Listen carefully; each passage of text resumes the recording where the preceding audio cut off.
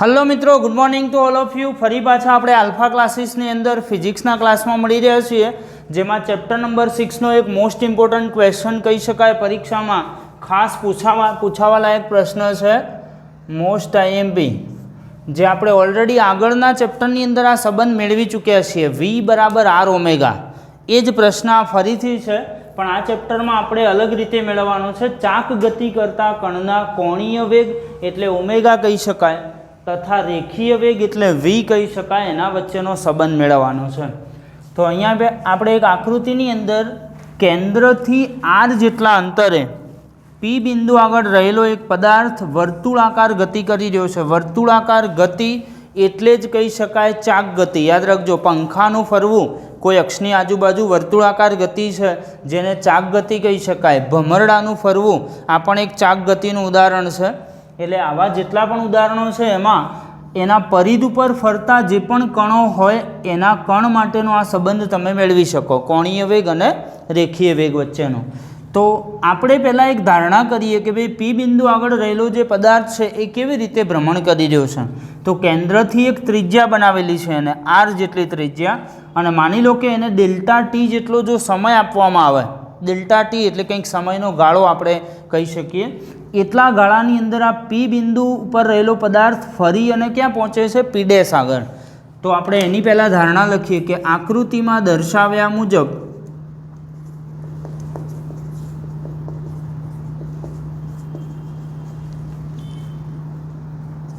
કોઈ દ્રઢ પદાર્થનો કણ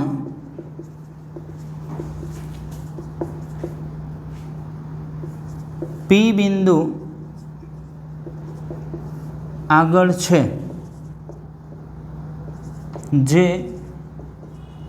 ચાક ગતિ કરી અથવા ચાક ગતિની અંદર આપણે સ્પેસિફિકેશન લખવું હોય તો કેન્દ્રથી આર ત્રિજ્યા સાથે એવું લખી શકાય, જે કેન્દ્રથી આર જેટલા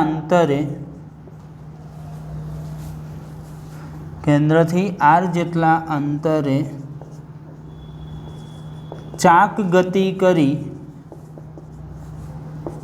ડેલ્ટા ટી જેટલા સમયમાં,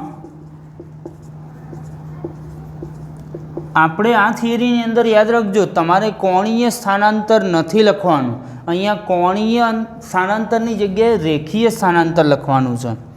ફોર એક્ઝામ્પલ, આવી રીતે જે ફરતો પદાર્થ હોય એનું રેખીય સ્થાનાંતર માપવું હોય તો કેવું કહી શકાય?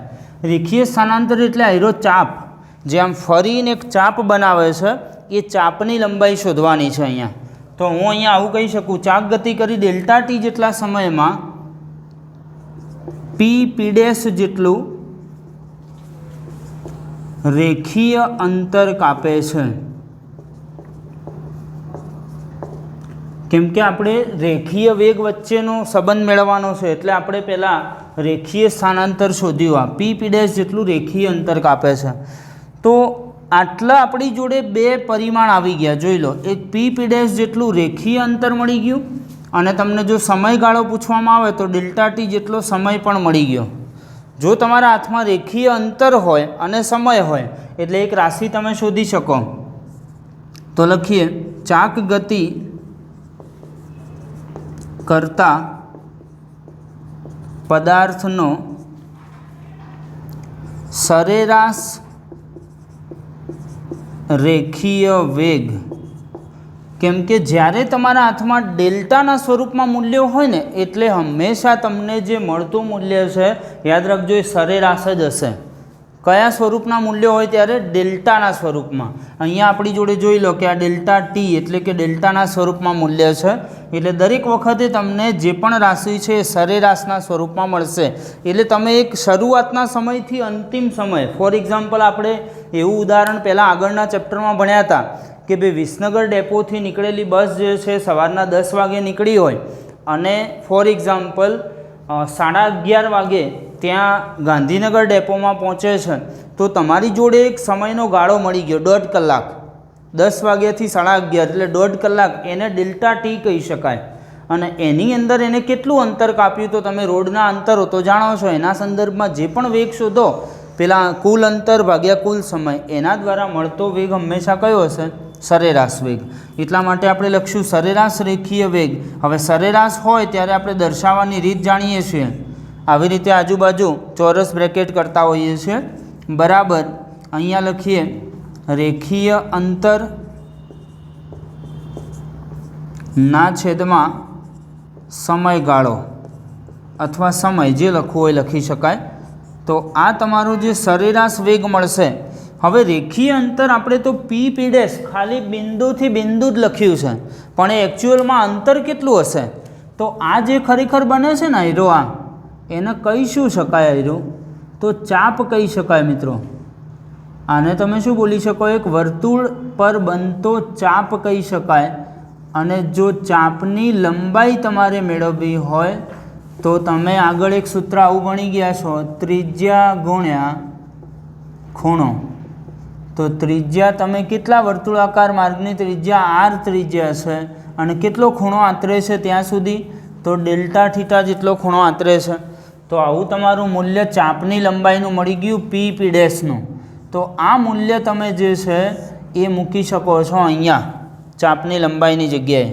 તો હું આટલા મૂકી દઉં, રેખીય અંતરની જગ્યાએ R into delta theta divided by delta T. આવું મૂલ્ય બનાવી શકો. એટલે આ મને જે જવાબ મળ્યો ને એને કહેવામાં આવશે સરેરાશ વેગ. હવે આપણે જાણીએ છીએ કે જો આપણા હાથમાં સરેરાશ વેગ હોય અને મેળવવો હોય તાક્ષણિક વેગ, એટલે આપણે હંમેશા આની લિમિટ લેતા હોઈએ છીએ. એટલે કે નીચેનો જે છેદમાં રહેલો સમયગાળો છે એને આપણે સૂક્ષ્મ બનાવી દઈશું. તો લખીએ કે અહીં સમયગાળો ડેલ્ટા ટી ટેન્ડ્સ ટુ 0 લેતા. હવે ડેલ્ટા ટી ટેન્ડ્સ ટુ 0 લેવો હોય તો તે વખતનો મળતો જે વેગ હોય એને આપણે સરેરાશ નહીં, પણ એની જગ્યાએ એક શબ્દ આવી જશે તાક્ષણિક. એટલે કે કોઈ પર્ટિક્યુલર ક્ષણ આગળનો વેગ તમને મળશે તાક્ષણિક, અથવા તો એને ક્ષણિક વેગ કહી શકાય. રેખીય વેગ, તત્કાલીન વેગ. હા, આવો એક શબ્દ આપણે વાપરતા હતા, તત્કાલીન વેગ. બરાબર. એટલે અહીંયા લખવું હોય તો તત્કાલીન ઓબ્લિક તાક્ષણિક રેખીય વેગ કહી શકાય. વીને આવી રીતે હવે સાદી રીતે લખી દઈશું અને અહીંયા લખી દઈએ limit delta T tends to 0 અને કૌંસની અંદર આર ડેલ્ટા થીટા ભાગ્યા ડેલ્ટા ટી. હવે અહીંયા જે પણ રાશિ અચળ છે ને એને તો આપણે બહાર મૂકી દઈશું, એટલે આર બહાર નીકળી જાય અને આ જે ડેલ્ટાના સ્વરૂપવાળા પદો છે લિમિટ લાગશે એટલે ડીવાળા પદો બની જશે. ડી થીટા બાય ડીટી થઈ જશે. એટલે આ જે તમને મળ્યું એક તાક્ષણિક વેગનું સૂત્ર મળી ગયું, R into D theta by DT. Okay, હવે અહીંયા આપણે આવું ભણી ગયેલા છીએ. આ જે થીટાવાળું પદ ખરું ને એ એકચ્યુઅલમાં એની ઓળખાણ લખવી હોય તો એ થીટાવાળું પદ એટલે કોણીય અંતર કહેવામાં આવે. જો કોણીય અંતરનું સમયની સાપેક્ષે પ્રથમ વખત વિકલન મેળવવામાં આવે તો એ મળશે આપણને કોણીય વેગ.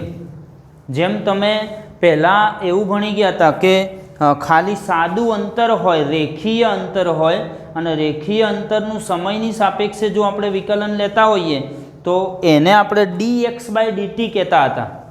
બરાબર. ઓકે, જોઈએ આગળ. ઓકે, હવે આપણને અહીંયા તત્કાલીન અથવા તો તાક્ષણિક વેગ મળી ગયો છે v બરાબર R into D theta by DT. હવે આપણે જાણીએ છીએ તેમ કે ડી થીટા બાય ડીટીને આપણે ઓમેગા કહી શકીએ. એટલે આ સંબંધ કંઈક આપણો આવો મળી ગયો, v બરાબર આર એમના એમ, અને આ પદની જગ્યાએ આપણે ઓમેગા મૂકી શકાય. એટલે આ જે છે ને એ વેગનું અદિશ સ્વરૂપ મળ્યું કહેવાય. v બરાબર આર ઓમેગા. અહીંયા કોઈ જગ્યાએ મેં સદિશ નથી બતાવ્યો. જો v બરાબર આર ઓમેગામાં અદિશ સ્વરૂપ મળ્યું કહેવાય. એટલે મૂલ્યની સરખામણી કરવી હોય તો આ સ્વરૂપ વાપરી શકાય. પણ આપણે જાણીએ તેમ કે v જે છે ને એ તો કેવી રાશિ છે? સદિશ રાશિ છે. વેગ એટલે સદિશ રાશિ કહેવામાં આવે. તો એનું આપણે અહીંયા સદિશ સ્વરૂપ લાવવું પડે તો એનો પર્ટિક્યુલર સંબંધ શોધ્યો કહેવાય. એટલે અહીંયા આપણે હવે એક તારણ કહી શકીએ કે તમે જ્યારે આ બંનેનો ગુણાકાર કરશો ને તો એ બંનેના ગુણાકારની અંદર આપણે એવું કહી શકીએ આ એક સ્થાનાંતર સદિશ કહી શકાય. બરાબર. અહીંથી તમે અથવા સ્થાન સદિશ કહી શકાય. તમે ઉગમ બિંદુથી જે પણ કોઈ કણનું સ્થાન બતાવો એને તમે સ્થાન સદિશ કહેતા હતા. તો આ એક સ્થાન સદિશ અને એનો ગુણાકાર જો ઓમેગા જોડે થાય છે એટલે તમે આટલા જોઈ શકો આકૃતિમાં કે આ બે સદિશો એકબીજાને લંબ દેખાય. જો આકૃતિની અંદર જોઈએ તો આરનો સ્થાન સદિશ આમ જઈ રહ્યો, જ્યારે ઓમેગા લંબ દિશામાં ઉપર નીકળી રહ્યું છે. તો આવા બે લંબ સદિશોનો જ્યારે ગુણાકાર થાય ને ત્યારે મળતો જવાબ આપણને શું મળે જોઈએ? તો લખીએ કે અહીં વી એ સદિશ રાશિ હોવાથી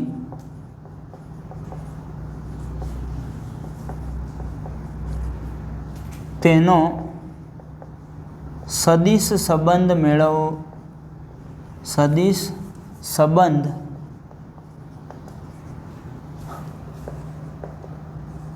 મેળવવો જોઈએ.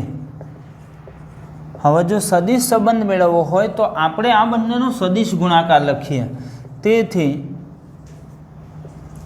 આર તથા ઓમેગાનો સદિશ ગુણાકાર, અદિશ નહીં પણ કયો ગુણાકાર કરવો પડશે અહીંયા? સદિશ ગુણાકાર. આટલે કશું નહીં કરેલું ને એટલે ટપકું હોય. ટપકાનો મતલબ આ અદિશ ગુણાકાર છે હાલ, પણ એની જગ્યાએ જો આપણે સદિશ સંબંધ મેળવવો હોય તો આ બંને વચ્ચે સદિશ ગુણાકાર કરવો પડશે, એટલે ક્રોસ પ્રોડક્ટ કરવો પડશે એવું કહેવાય. તો આર અને ઓમેગા, આર એટલે એક પ્રકારનો તમે કહી શકો સ્થાન સદિશ અને ઓમેગા એટલે કોણીય વેગનો સદિશ. તો આ રીતે તમે લખી શકશો આર ક્રોસ ઓમેગા. હવે જો આ ક્રોસ પ્રોડક્ટને દૂર કરીએ ને તો આપણે આટલા આવું લખી શકીએ આર ઓમેગા સાઇન થીટા, અને આટલા પાછો આ બંનેની લંબ દિશાનો એક તમારે શું મૂકવો પડે? સદિશ મૂકવો પડે. તો હવે ખાસ અહીંયા ધ્યાન આપજો, તમે જે ત્રિપરિમાણની અંદર ભણી ગયેલા છો ને રાશિઓ, એ આ રીતે હોય ત્રિપરિમાણ. ઓકે, એક દિશા એક્સ હોય, એક વાય હોય તો બીજી હોય ઝેડ. આ રીતનું કામ કરતું હોય. ઓકે, તો આવી રીતે જો સમજવું હોય ને, માની લો કે આ દિશા એટલે તમારો સ્થાન સદિશ આર આ દિશામાં જઈ રહ્યો છે, પછી બીજો ઊભી લંબ દિશામાં કયો સદિશ જઈ રહ્યો છે? તો ઓમેગા. હવે આપણે જેમ પેલું સમજ્યા હતા કે આઈ અને જેનો ગુણાકાર થાય સદિશ ગુણાકાર, એટલે તમને જવાબમાં મળતો તો કે સદિશ એટલે કે ઝેડ દિશામાંનો એકમ સદિશ મળતો હતો. તો આટલાય સેમ એ જ કોન્સેપ્ટ લાગુ પડશે કે એક્સ દિશાનો એક સદિશ હોય આર, વાય દિશાનો બીજો એક સદિશ હોય ઓમેગા. તો એ બેના સદિશ ગુણાકાર દ્વારા એ બંનેની લંબ દિશા, આ બંનેને લંબ દિશામાં જતો એક ત્રીજો સદિશ તમને મળશે. અને એ સદિશ એટલે આ આકૃતિમાં રહેલો આ દરેક બિંદુએ સ્પર્શકની દિશામાં આપણો હોય છે કયો સદિશ? તો સદિશ વી હોય છે રેખીય વેગનો. એટલે એ સદિશ તમારો જવાબમાં આવશે.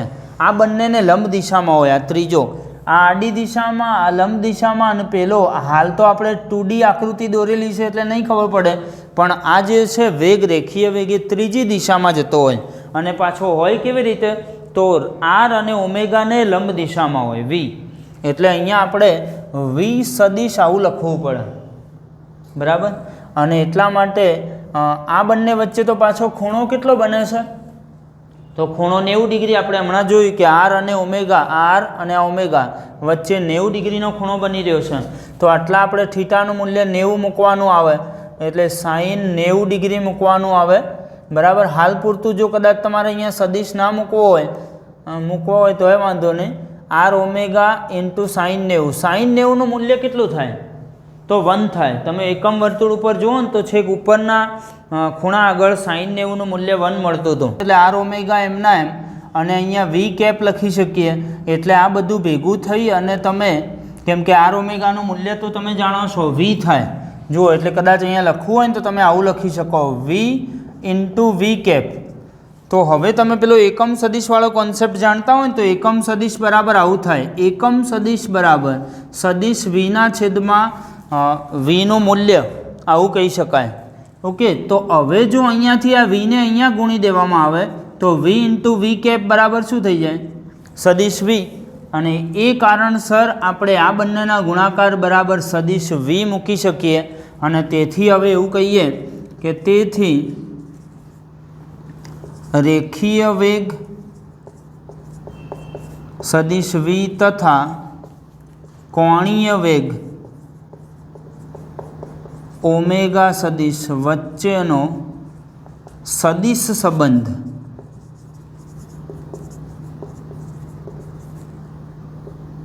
આવો મળ્યો. જુઓ તમને આર ઓમેગાનો સદિશ ગુણાકાર બરાબર સદિશ v મળ્યો, તેથી આપણે આવું કહી શકીએ સદિશ v બરાબર સદિશ આર ક્રોસ સદિશ ઓમેગા. આ તમારો આર અને ઓમેગા વચ્ચેનો સદિશ સંબંધ મળી ગયો છે. અહીંયા થિયરી પૂરી થાય છે, એટલે આપણે આની અંદર આટલું લખવું પડશે ત્યારે જઈ અને આપણને 3 માર્ક્સ મળે. 3 માર્ક્સની અંદર ઇમ્પોર્ટન્ટ થિયરી ગણી શકાય. Okay, thank you.